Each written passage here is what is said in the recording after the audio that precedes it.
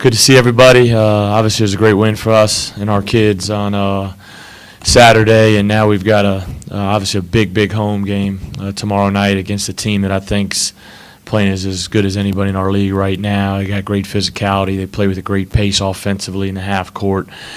And Coach Weber's done a really good job of putting this team together. And so it's a great challenge and a great opportunity for us. Why was K-State able to beat West Virginia? I think they've got their guard plays really good. And then up front, I think they've got some really good toughness up front with, Johnson and Wade and then the collection of guards that they've got, Stokes, Brown, Awundu. Those guys are very good. They've gotten a lot better from last year. And then it's hard to win in Manhattan. It's not an easy place to win. The atmosphere on TV looked really good. Coach, can you just assess this league in general? It seems like, nobody in the preseason, Kansas State wasn't picked to be very good. You've got TCU beating people now. There's really no teams at the bottom. Is the league top to bottom better than you thought it would be? Usually in every league you have a couple teams that you just kind of know you're going to beat in every league you're in. That's just kind of usually how it is. And I've only been in this league 2 years now. Obviously from afar you know how good the league is. And now that you're in the league, I think I saw something on ESPN, I guess we're the number 1 RPI league again, BPI. Today they kind of project 7 teams to make the tournament, if kind of hold serve, but there is no easy nights. We go to Oklahoma 2 nights before that. They beat West Virginia at West Virginia. TCU is just so much more improved. Texas Tech, Tubby did a great job building them, and now Chris is, taking that another step. It's tough to win on the road. The league is really good, and then you look at when you've got 3 teams, top 10, top 15, and then the balance is just so good. Going back to Saturday, after the game, you guys had kind of diagnosed that first 12 minutes. It sounded like mostly just missing shots. When you rewatched it, was that kind of the same deal, or did anything else stick out to you? I think twofold. I think offensively, I think we did. The first play of the game, Naz misses a 3 that we'll live with that. Next possession, Matt misses a really good 3, and Burton was the one making the extra pass on both of those. And so we were doing the right things, right out of the gates. We had some possessions offensively where, we kind of got in a rut, but how they were scoring underneath out of bounds, our execution defensively wasn't very good. Transition, second chance points, it was just we were giving them a lot of freebies, and they were making tougher plays. And so next thing you look up, it's 28-9, and we were able to score off our defense to get us going and get going in transition a little bit. And then we finally started making shots and settled down, and then they kind of defensively really kind of gutted it out on the defensive end. How much does Merle's game change your thinking about that 5-spot rotation, if at all? Oh, a ton. Obviously everybody's gonna sit there and say, just like I probably did, man, he should have played him against Kansas. Why didn't he play him against TCU? But would you have gotten the same effort, same focus? You never know. You can't go back and say that because he wasn't producing like that when he was playing. He met with me, I guess, if it was Saturday we played, maybe Thursday or Friday we met for a while, and he was humble.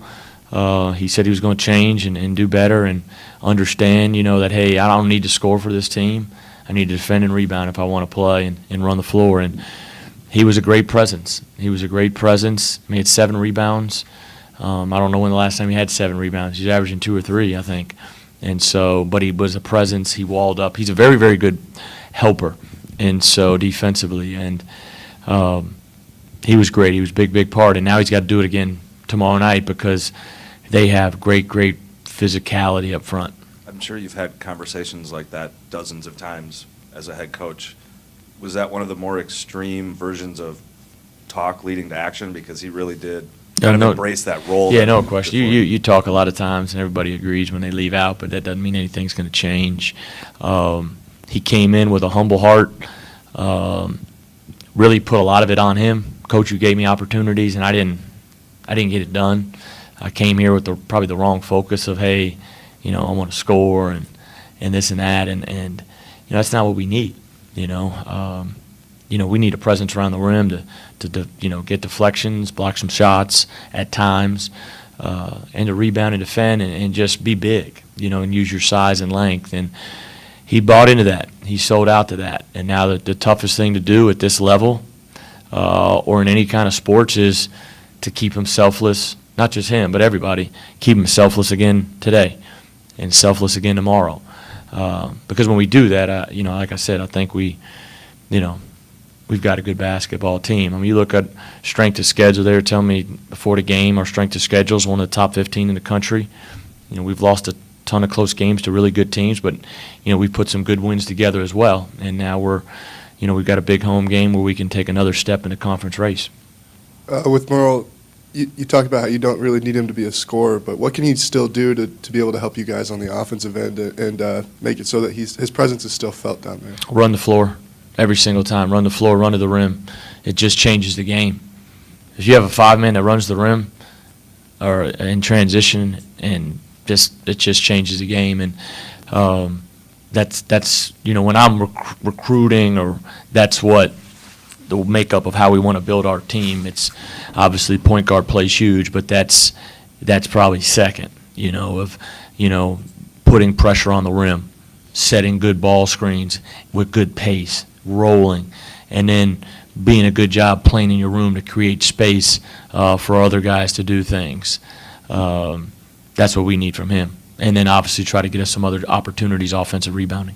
Nass had a big 3 in overtime, obviously, but his ability to take guys off the bounce and get out in transition and finish around the rim, how much does that add? And, it seems like his game's really evolved in that way, and he's talked about being a point guard in the past and how he's just really kind of tried to expand what he can do offensively if the long shot isn't falling. Yeah, well, it's big. I mean, you look at his stats, he's 35 from 3 on the year, 48 from the field. I mean, and I don't have the Big 12 stats, but his Big 12 numbers from the 2 are really good. He's done a great job. When he's played well, he's done a really good job of not just settling for threes, of if we are small, driving bigger guys, but even just driving everybody and getting to the rim. I mean, he is doing a great job of getting to the rim and then finishing. I mean, obviously the and one was big, the 3 was big, but he can do more than just make threes, and he's doing that, and we need to continue to have him do that. He's great running the wing in transition and putting pressure on the rim, and we need to continue to do that as well. Coach, obviously you start coaching because you love the game, but just as with Holden and other players you've dealt with, you build the techniques for interpersonal skills and development. How has that, I guess, grown for you? How have you honed those skills and able to motivate people and relate to them in such a positive way? Sometimes you do, sometimes you don't. But I think your approach to let them know that you're really sincere and you're humble about it, and that you really care about them.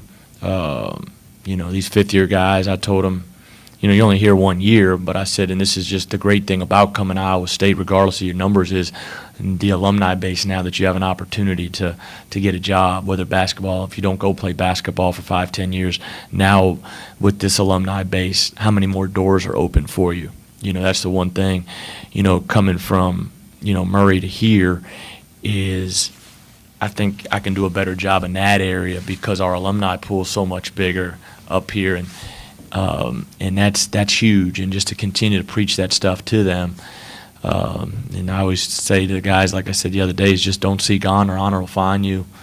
I believe that. It's why I'm here. You just be humble and you work. And Merle's a good kid, and like I said, Saturday was a character win for us because we could have really been a mess. You get down 28-9. If you don't have good kids, that could have been a mess now. I mean, everybody's seen that before, I'm sure.